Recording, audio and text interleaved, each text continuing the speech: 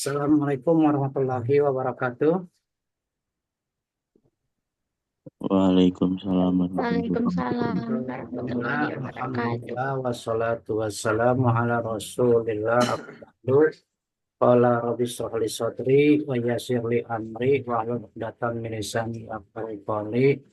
Allahumma iftah lana hikmataka wansur alaina min khazaini rahmatika ya arhamar rahimin. Rabbi zidna ilma warzuqna fahma.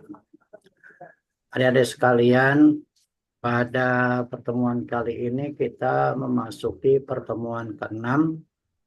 Artinya tinggal satu pertemuan lagi kita akan menghadapi UTS. Semoga bisa dipersiapkan segala macamnya sehingga jangan sampai ada yang tidak ikut UTS ya, karena itu nilainya nanti akan tunda.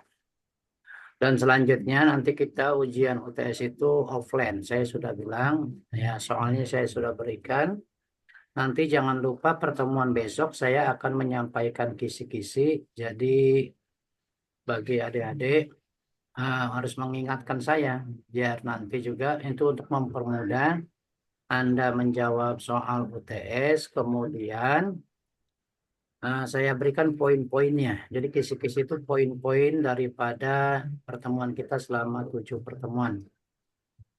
Untuk selanjutnya dari sekalian kita akan membahas tentang agama ya dan ilmu pengetahuan.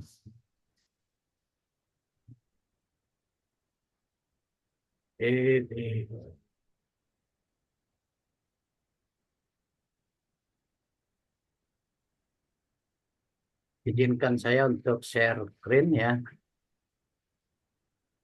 Nah ini agama dan ilmu pengetahuan.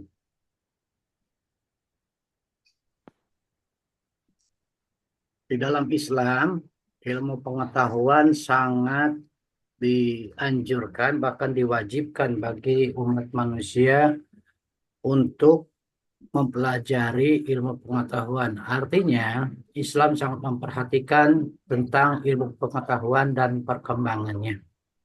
Karena ilmu pengetahuan itu sendiri terdapat di dalam, menurut bahasa Arab, asal dari kata alima ya'lamu ilman. Artinya, pengetahuan atau tahu. Sedangkan disepadankan dengan bahasa Inggris, pengetahuan biasanya disebut dengan science atau kadang-kadang juga dengan knowledge. Jadi ilmu pengetahuan kalau di dalam Islam cukup ilmun saja. Bahasa Inggris itu ada dua dengan science, ya ilmu dan knowledge pengetahuan, gitu ya. Nah, terus selanjutnya ada di sekalian, mana yang disebut dengan pengetahuan? Pengetahuan itu memiliki beberapa syarat, ya, beberapa syarat agar sesuatu itu dianggap ilmu pengetahuan. Pertama, syaratnya harus objektif. Ya. Kalau kita nanti meneliti, ya, menyusun karya ilmiah atau jurnal, maka kita harus memposisikan diri secara objektif. Karena apa? Kalau kita masih ada sifat subjektif dalam sebuah penelitian, maka penelitian itu kebenarannya tidak dan tidak valid. Ya, oleh karenanya saya harapkan nanti pada saat Anda melakukan penelitian, posisikan diri Anda itu menjadi objektif sehingga nanti pengetahuan itu, ya, kalau kita bersifat objektif akan diterima oleh semua kalangan, ya, baik dari lapisan bawah maupun sampai lapisan atas. Yang kedua yang disebut ilmu pengetahuan itu metodis. Ada metodologinya, ada cara-caranya atau jalan untuk mencapai sesuatu ilmu. Ya. Jadi untuk kita menentukan sebuah ilmu pengetahuan itu ada metodenya. Kalau kita menyusun skripsi itu, ya, ada pendahuluan sebagai latar belakang. Dari latar belakang kemudian kita rumuskan, yang disebutnya perumusan masalah. Kemudian kita di dalam rumusan masalah kita tujuan penelitian dan manfaat penelitian. dan juga sistematika penulisan. Nah, sistematika penulisan ini dari bab 1 sampai bab 5 pada umumnya. Ya. Di bab 1 kita membahas tadi latar belakang, ya, rumusan masalah, kemudian tujuan penelitian dan manfaat penelitian, serta sistematika penulisan. Di bab 2 yaitu kajian pustaka, ya. Kajian pustaka dari penelitian-penelitian terdahulu, ya kita kaji, kemudian kita ambil sebuah kesimpulan, ya. Nah, yang ketiga, ya secara sistematis, ya, ya sistematis. Dan tadi di bab 1 kita membahas latar belakang, rumusan masalah. Di bab 2 kajian pustaka. Di bab 3 kita teori, ya, metode yang kita gunakan untuk dalam penelitian itu, gitu ya. Di bab keempat adalah analisa dari penelitian kita. Di bab 5 adalah kesimpulan. Dengan selanjutnya di akhir dengan kesimpulan itu ada referensi atau daftar pustaka, gitu ya. Ya, supaya apa? Supaya penelitian kita akurat. Makanya referensi dan daftar pustaka itu menjadi wajib dalam sebuah penelitian. Karena kalau cuma dengan kata-kata kita tanpa didampingi oleh uh, kajian pustaka atau pendapat penelitian terdahulu, maka penelitian kita dianggapnya kurang valid atau kurang, ya tidak bagus lah, tidak sah. Setelah itu kita diuji atas hasil penelitian kita. Biasanya disidangkan, kalau di skripsi itu ya disidangkan, diuji kebenarannya sampai di mana penelitiannya, sampai di mana keakuratannya, di mana kekurangannya. Kemudian dari kekurangan itu, dari hasil ujian ditambahkan. Biasanya diberikan masukan-masukan untuk direvisi. Selanjutnya, dari hasil penelitian kita yang tadi dari bab 1, bab 2, bab 3, bab 4, bab 5, akhirnya dalam sebuah kesimpulan. Dari kesimpulan itu nanti ilmu kita akan diketahuan kebenarannya dan validitasnya sampai di mana. Sehingga orang lain yang membacanya merasa terwakili dengan penelitian kita. Artinya gini, eh, ilmu pengetahuan itu kebenarannya harus universal, artinya diakui dari kalangan bawah sampai kalangan atas, gitu ya. Seperti contohnya 1 ditambah 1 itu 2. Siapapun dia, itu kebenaran mutlak namanya. Siapapun dia yang melihat bahwa 1 ditambah 1 itu pasti 2, ya. Kecuali di dalam kimia. Ilmu kimia itu ada teorinya, ya 1 ditambah 1 belum tentu 2, ya. Tapi secara pasti, secara matematik, 1 ditambah 1 semuanya orang pasti akan menjawab 2, gitu ya. Itu yang disebut kebenaran universal. Di dalam penelitian itu ada penelitian kualitatif, metodenya ya. Ada metode penelitian kuantitatif. Kalau kualitatif dengan huruf, ya, atau dengan tulisan. Kalau kualitatif dengan angka-angka, yaitu biasanya kita didampingi dengan pembelajaran statistik atau SPSS dalam membaca penelitian kita, gitu ya. Nah, itu gambaran sekelumit tentang sesuatu yang dianggap ilmu pengetahuan. Nah, makanya mahasiswa itu semuanya dilatih untuk menjadi seorang ilmuwan. Di sini kewajiban kita untuk belajar ilmu, nah, sebagus-bagusnya, sebaik-baiknya agar kita bisa menulis sesuatu yang bersifat ilmu dan sesuai dengan aturan dan kaidah penulisan ilmu pengetahuan. Nah, selanjutnya ada sekalian, kedudukan ilmu pengetahuan dalam perspektif Islam. Bahwasanya Islam sangat menjunjung tinggi ilmu pengetahuan. Di dalam Al-Quran banyak sekali Allah Subhanahu wa Ta'ala, ya, mengajarkan kepada manusia atau menjelaskan kepada manusia, bahkan menantang manusia untuk menjadi kreatif atau menjadi ahli ilmu. Sebagaimana Allah Subhanahu wa taala berfirman di dalam surat Al-Mujadilah ayat 11, yarfa'illahu alladhina amanu minkum walladhina utul ilma darajat. Allah akan mengangkat derajat orang-orang yang berilmu dan orang-orang yang beriman itu beberapa derajat. Beberapa derajat di sini, menurut keterangan di dalam kitab Duratun Nasihin, bahwasanya perbedaan orang yang berilmu, orang yang bodoh, maksudnya, ya, orang yang berilmu dengan orang yang bodoh, maksudnya adalah 150 derajat. Orang yang bodoh itu diibaratkan terpautnya dengan langit dan bumi. Orang yang bodoh itu ada di bumi, orang yang berilmu ada di langit. Ya. Sedangkan jarak dari satu derajat itu perbedaannya sejauh jarak antara bumi dan langit.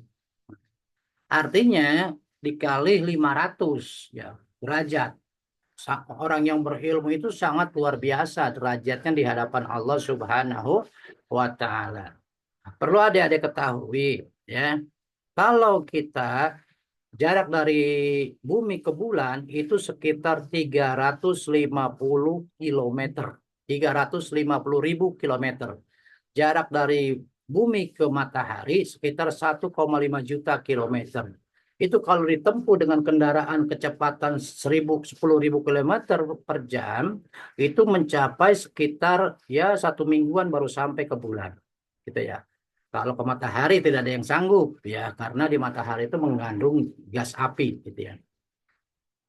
Nah, kalau kita ukur dengan langit, sampai saat ini para ahli astronomi, para ahli ilmu perbintangan tidak ada yang sanggup untuk mengukur jarak bumi sampai ke langit. Karena menurut mereka, para ahli astronomi, ketika saya belajar dengan peneliti dari LAPAN, Bandung, ya, dengan Profesor Thomas Jamaluddin, beliau mengatakan bahwa langit itu nggak ada, yang ada lapisan atmosfer. Itu artinya apa? Artinya bahwa langit itu sangat jauh sekali, belum terjangkau. Jadi beliau mengatakan bahwa yang di atas itu adalah langit. Bahasanya begitu secara ringkasnya. Nah, oleh karenanya adik-adik sekalian, karena agama itu sudah menjelaskan betapa tingginya derajat ilmu dan orang yang berilmu, ini kepada adik-adik sekalian yang kebetulan dipilih oleh Allah untuk kuliah di Untara ini, ya, sebagusnya ya, mumpung kita masih kuliah, galilah ilmu sedalam-dalamnya agar kita senantiasa mempunyai derajat yang tinggi di sisi Allah Subhanahu wa taala.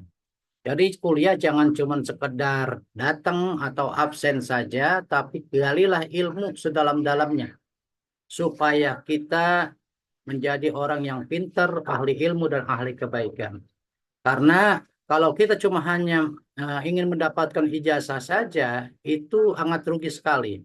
Mumpung ada kesempatan Allah berikan kepada kita, karena kesempatan tidak datang dua kali, maka kita belajar ilmu sebagus-bagusnya, setinggi-tingginya, selama kita berada di majelis ilmu, yaitu di kampus tercinta kita di Untara. Ya. Galilah ilmu sedalam-dalamnya. Bahkan di dalam surat Ar-Rahman, ada sekalian, ya, Allah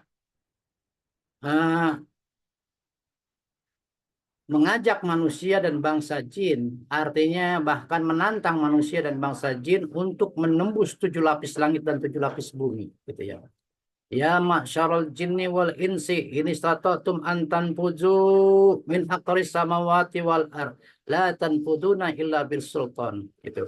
Wahai para jamaah jin dan manusia, hendaklah kamu tembus 7 lapis langit dan bumi. Niscaya kamu tidak akan sampai menembus 7 lapis dan bumi kecuali dengan ilmu pengetahuan. Ini merupakan tantangan Allah buat orang-orang yang beriman, supaya dia mempunyai ilmu yang sangat luas sehingga dia bisa mengetahui rahasia dan kekuasaan Allah yang ada di langit maupun yang ada di bumi. Kemudian di dalam surat Al-Jasiyah yang ada di slide ini di ayat 3 dan 4, ya, di sini Allah menjelaskan bahwasannya di langit dan bumi itu terdapat tanda-tanda kekuasaan Allah buat orang-orang yang beriman. Dan penciptaan manusia, binatang melata yang bertebaran di muka bumi ini terdapat sesuatu kekuasaan Allah juga bagi orang-orang yang meyakini. Dan juga pergantian malam dan siang, hujan turun dari langit yang menghidupkan ya dengan air itu sesudah bumi mati, maksudnya tandus.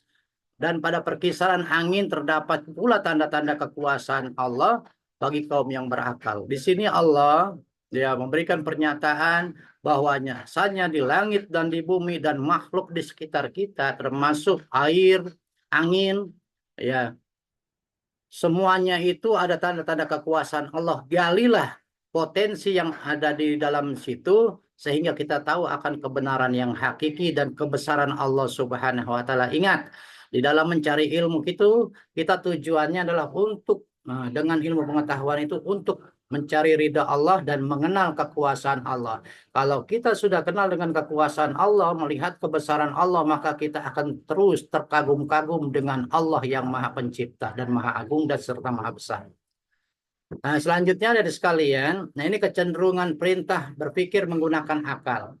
Tuhan, penciptaan manusia sengaja dilebihkan oleh Tuhan dari penciptaan terhadap makhluk lainnya ya. Dilebihkan manusia dari penciptaan makhluk lainnya. Kelebihan manusia terletak pada akal. Yang agaknya makhluk-makhluk tidak ada yang dikaruniai akal selengkap manusia.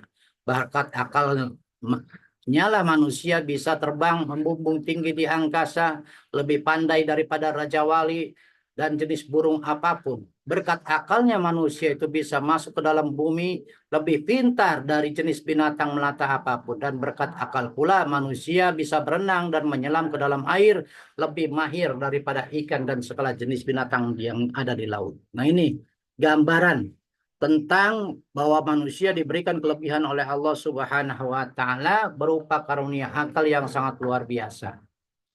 Nah, selanjutnya dari sekalian, nah perkembangan ilmu di Islam ya dulu pada masa kerajaan Bani Umayyah ya dan Bani Abbasiyah ya yang pertama Bani Umayyah setelah Sayyidina Ali yaitu dikuasai oleh Bani Umayyah Muawiyah oleh kerajaan Muawiyah atau Bani Umayyah disebutnya. Di situ mulai perkembangan ilmu pengetahuan sudah mulai berkembang ya. Namun tidak lama karena Bani Umayyah dikalahkan oleh tentara Mongol ya, akhirnya Bani Abbasiyah menampilkan diri dan merebut kekuasaan Bani Umayyah. Akhirnya kekuasaan Islam pada saat itu dikuasai oleh Bani Abbasiyah. Nah, pada Bani Abbasiyah perkembangan ilmu pengetahuan sangat luar biasa ya, terutama pada masa Ja'far Harun ar-Rasyid yang hidup tahun 786 Masehi sampai 806 Masehi.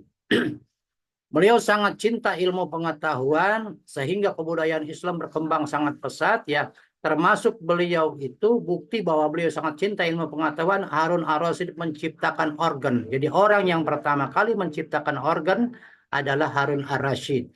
Kemudian organ itu dihadiahkan kepada Karel Agung Raja Romawi sebagai persahabatan. Nah, terus berkembang lagi ilmu pengetahuan.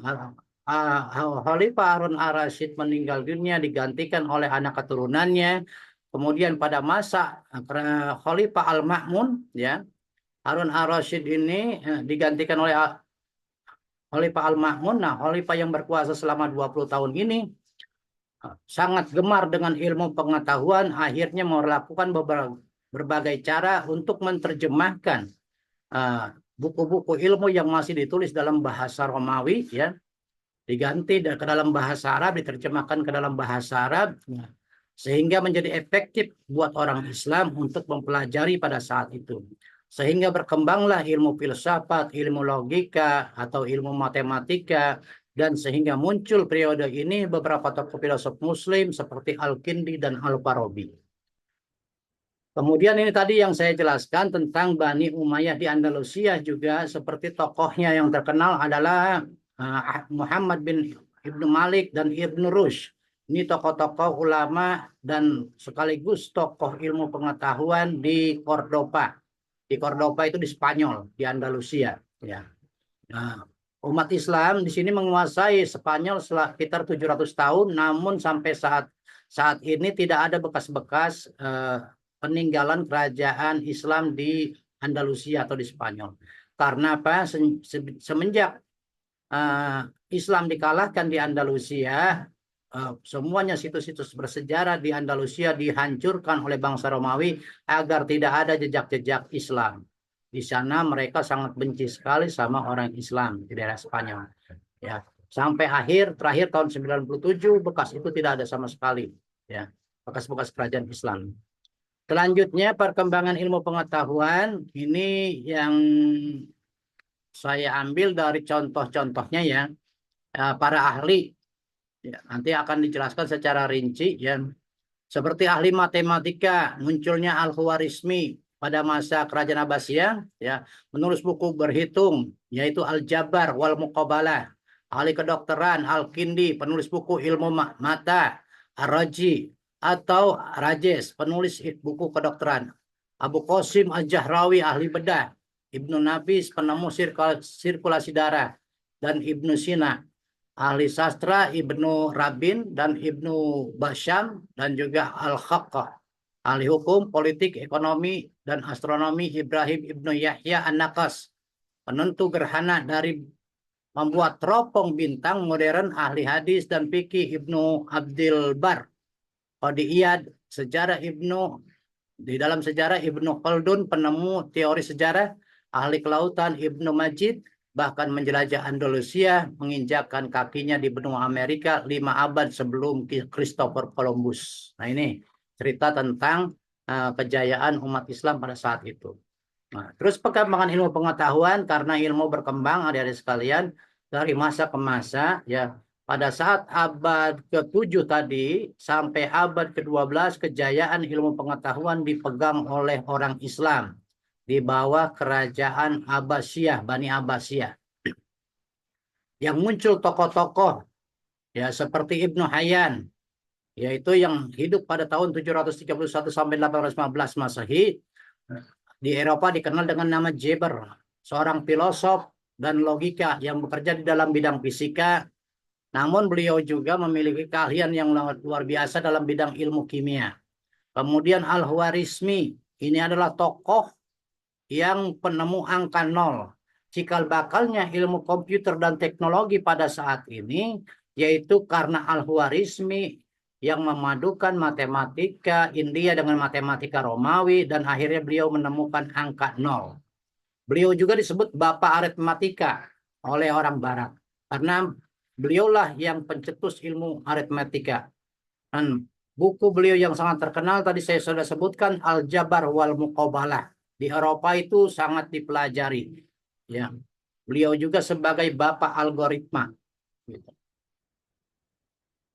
Jadi jantungnya ilmu informatika atau ilmu komputer pada dasarnya diawali yaitu oleh Al-Khwarizmi yang menemukan angka nol dalam matematika. Nah, terus ada sekalian, terus Al-Kindi. Al-Kindi, beliau ahli filosof. Ini jangan disangka mereka tidak hafal Quran. Rata-rata ulama-ulama ini mereka sangat menguasai Al-Quran dan sangat hafal Al-Quran biasanya. Namun juga memiliki keahlian dalam bidang sains, kimia, fisika, geografi, kedokteran, matematika. Karya beliau yang fenomenal dalam bidang keilmuan sains adalah dalam bidang optika geometrika. Beliau yang menemukan pertama kali membahas tentang hukum pemantulan cahaya sebelum disempurnakan oleh ahli matematika Belanda yang bernama Wilbert Snellus gitu ya. Kalau beliau Al-Kindi itu abad ke-8, sedangkan Wilbert Snellus di Belanda itu baru abad 16 gitu ya, menemukan. Karena memang begitu ada sekalian, ilmu berkembang dan berkembang pesat itu selalu berkembang ya.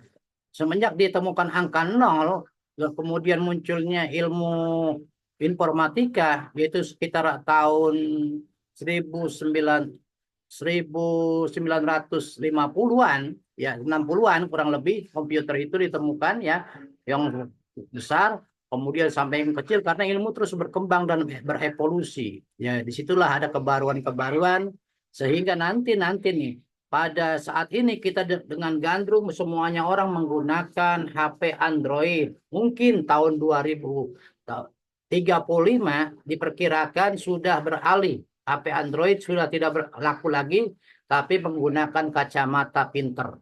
Ya. Kacamata pinter itu kekuatannya itu lebih-lebih daripada HP Android. Karena orang dari situ bisa berbicara jarak jauh, seperti telepati dan melihat jarak jauh, gitu ya. Sama seperti HP, cuman dia lebih lebih modern ketimbang HP, gitu ya. Siapapun nanti akan semua menggunakan kacamata itu. Perkiraan sekitar tahun 35 sampai 50-an, 2035 sampai mudah-mudahan kita sampai ke zaman itu, ya.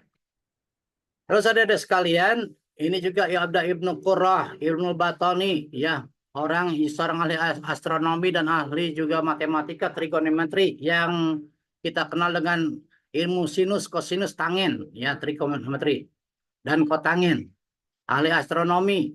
Nah, beliau juga Batani telah menghitung setahun setahun dalam tahun Masehi itu 365 hari, 5 jam, 46 menit, 24 detik. Dihitung sampai begitu tuh oleh astronomi. Jadi 365 hari, 5 jam, 46 menit, 24 detik. Itu dalam setahun. Secara lengkapnya gitu ya. Kita mengumumnya 365 hari. Padahal ada tambahannya 5 jam, 46 menit, 24 detik. Terus juga Ar-Razi, ahli filsafat dan ahli ilmu kedokteran, kimia. Al-Farabi, ahli filsafat, ahli ilmu kedokteran, juga beliau hafal Quran pada umur 10 tahun. Ya, belajar ilmu hadis, seorang ulama juga Al-Farabi. Terus Az-Zahrawi, ahli ilmu etika tasawuf, gitu ya, ahli sosial dan politik, dan juga uh, Buzjani, ya. Terus juga Al-Batani berjanji itu ya. Terus ilmu Haitam, ya. Banyak sekali ini saya jelaskan, ya. Di sini termasuk Ibnu Sina. Ibnu Sina adalah cikal bakalnya ilmu kedokteran. Beliau sangat jenius dalam bidang ilmu kedokteran. Sehingga buku-buku beliau, ya, tentang Al-Qanun Fitib, maksudnya dasar-dasar di dalam ilmu penyembuhan, ilmu kedokteran, itu dipelajari di barat sampai saat ini, ya. Ilmunya Ibnu Sina masih dipakai oleh para ahli-ahli kesehatan di barat. Nah, perlu adik-adik ketahui dari sejarah orang-orang ini, ya, Islam di masa kejayaannya dari abad 7 sampai abad 12 itu Islam mengalami kejayaan dalam ilmu pengetahuan. Kemudian karena dikalahkan pada saat perang salib dan dibantu oleh tentara Romawi yang dibantu oleh tentara Mongol, kemudian Indonesia perpustakaannya yang ada di Baghdad, di Baitul Hikmah, yang penting-penting bukunya diambil oleh mereka, sedangkan yang tidak penting dibuang ke sungai sehingga air sungai saat itu menjadi hitam, ya. Dan saat itu pula ilmu pengetahuan dibawa oleh orang-orang Barat, yang pada saat itu orang Barat itu terkagum-kagum dengan ilmu pengetahuan Islam karena mereka sama sekali pada saat itu tidak mengetahui tentang perkembangan ilmu pengetahuan termasuk mikroskop dan lain sebagainya, ya. Mereka tidak tahu sama sekali, tapi orang Islam sudah di atas mereka semuanya. Namun pada saat itu, pada saat tahun 12, abad 12, orang Islam kalah karena orang Barat sangat luar biasa belajar ilmu pengetahuan sampai mereka itu istilahnya menemukan sesuatu yang baru dan berkembangan ilmu pengetahuan terus berjalan sampai saat ini. Sampai saat ini orang-orang Barat ilmu pengetahuannya tidak bisa dikalahkan oleh umat Islam. Nah, melalui kuliah kita sekarang ini, kita sebagai orang Islam, ayo sama-sama belajar yang tinggi, yang semangat, yang rajin, agar kita bisa mengembalikan masa kejayaan Islam di abad 21 ini. Pengetahuan akan bisa kita ambil alih lagi, ya, sehingga kita menjadi uh, orang-orang yang beragama, orang-orang yang berpengetahuan dan berkebudayaan tinggi lagi. Karena sesuai dengan makalah para ulama, al-Islamu ya'lu wa la yu'la alaih. Islam itu sangat tinggi dan tidak ada yang lebih tinggi daripada Islam. Kalau ini terjadi prakteknya, ada kenyataannya, secara real atau realitasnya ada, maka benar-benar kata-kata ini menjadi benar. Dan itu tidak lepas daripada kita semuanya nih, generasi penerus, generasi muda, untuk belajar terus dan semangat sehingga kita menjadi ahli, bukan hanya sekedar mengharapkan ijazah, tapi kita menjadi ahli dalam ilmu pengetahuan dan gunakan ilmu pengetahuan itu untuk kemaslahatan umum. Nah, selanjutnya dari sekalian, ini tadi sudah. Nah, terus peran Islam dalam pembangunan iptek. Nah, tadi Islam, kalau Islam kan diawali di dalam belajar agama, Islam itu satu mempelajari ilmu tauhid. Yang kedua, ilmu tentang ketuhanan. Yang kedua, belajar tentang fikih. Yang ketiga, belajar tentang akhlak. Ini menurut Imam Al-Ghazali ya. Terus yang keempat, belajar ilmu keterampilan. Artinya apa? Artinya di dalam Islam, segala apapun yang kita pelajari, niatin untuk ibadah kepada Allah Subhanahu wa Ta'ala. Kalau ilmu pengetahuan kita tinggi, terus dibarengi dengan agama, maka itu akan menjadi kemaslahatan umat. Ya, manfaat buat kita, buat orang banyak, dan buat agama kita, serta buat negara kita. Sedangkan kalau ilmu pengetahuan tanpa didukung dengan agama, maka dia akan menjadi tersesat. Contoh yang paling konkret adalah pada perkembangan teknologi saat ini, orang-orang yang pintar di dalam ilmu IT tidak dibarengi dengan ilmu agama, tidak di backup dengan ilmu agama, mereka semuanya menggunakan ilmu pengetahuan untuk mencuri data yang disebut dengan hacker. Hacker itu adalah golongan ahli ilmu pengetahuan yang tanpa didukung dengan agama, tapi didukung oleh hawa nafsu, sehingga ilmu pengetahuan yang dia peroleh hanya untuk berbuat kejelekan.